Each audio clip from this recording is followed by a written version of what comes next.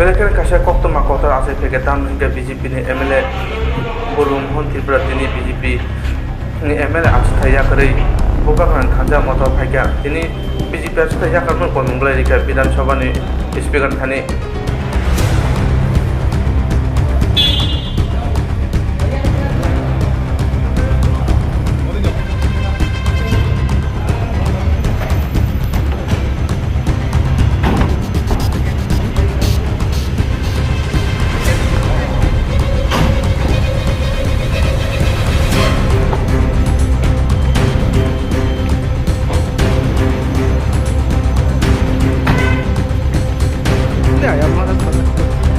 आज